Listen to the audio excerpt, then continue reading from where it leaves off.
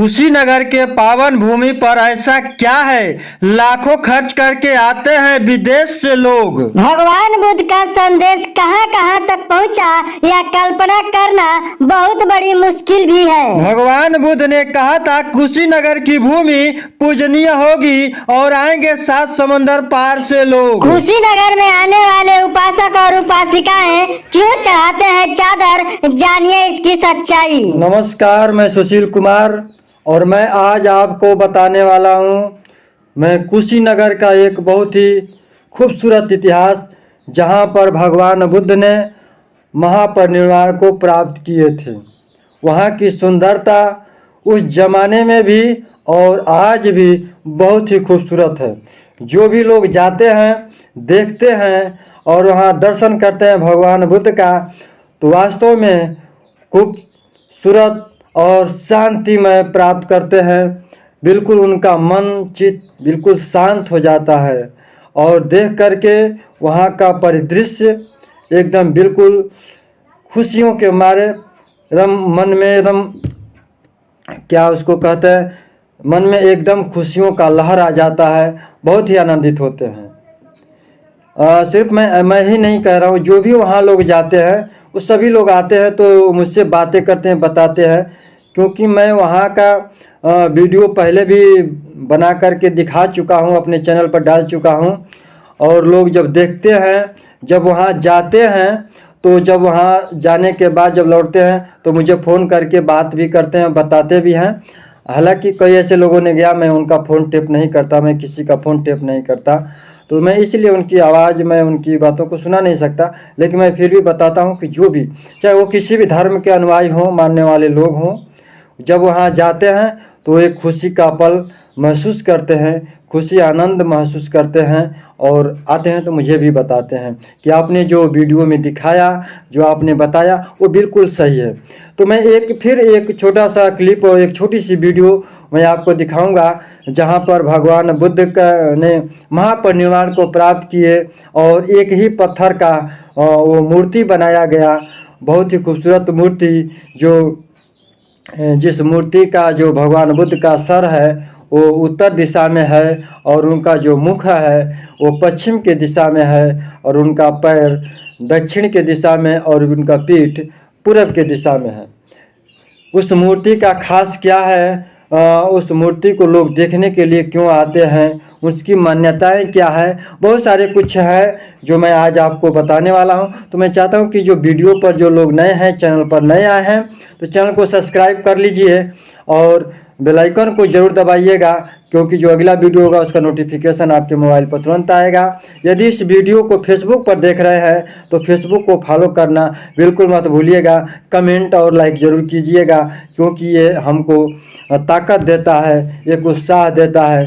कितने लोगों ने वीडियो को देखा, कमेंट किया, उन्हें कैसा लगा, ये हम महसूस कर पाते हैं। तो आइए शुरू करते हैं फटाक से वो वीडियो और मैं आपको दिखाता हूँ, आपको दर्शन कराता हूँ भगवान बुद्ध। अब जो आपके सामने यह भगवान बुद्ध की मूर्ति का वीडियो आपके सामने है, यहाँ इतने शोरगुल होने के बाद भी एक यहाँ पर शांति महसूस होता है।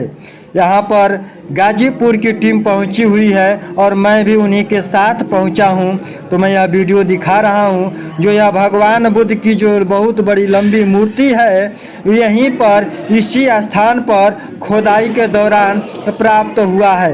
यह लेटी हुई मूर्ति और महापरिनिर्वाण अवस्था में यह मूर्ति प्राप्त हुआ है। भगवान बुद्ध की यह खूबसूरत मूर्ति काले पत्थर की है और गोल्डन कलर से पॉलिश किया गया है।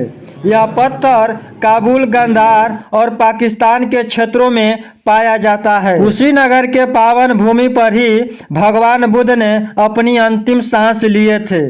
यह वही स्थान है, इसी स्थान पर भगवान बुद्ध ने महापरिनिर्वाण को प्राप्त किया था। उस समय यहाँ पर साल वृक्ष के 2 पौधे यहाँ पर थे। दोनों वृक्षों के बीच में भगवान बुद्ध ने लेटे हुए इसी तरह से अपना शरीर को त्याग कर दिए। भगवान बुद्ध में श्रद्धा और विश्वास रखने वाले मूर्ति कलाकार ने बहुत ही बारीकी से इस मूर्ति को तराशा है। इस मूर्ति की खासियत यह है कि किसी भी दिशा से इस मूर्ति को देखेंगे तो ऐसा प्रतीत होगा कि भगवान बुद्ध की नज़र सिर्फ आप ही के तरफ है। चाहे मूर्ति के आप पीछे खड़े हो जाएं, चाहे आगे खड़े हो जाएं, चाहे सर के बगल खड़े हों और चाहे पैर के बगल खड़े हो, चाहे आप किसी भी एंगल से मूर्ति के आसपास खड़े होंगे तो आपको ऐसा ही लगेगा कि भगवान बुद्ध सिर्फ आप ही के तरफ देख रहे हैं। इस मूर्ति कलाकार ने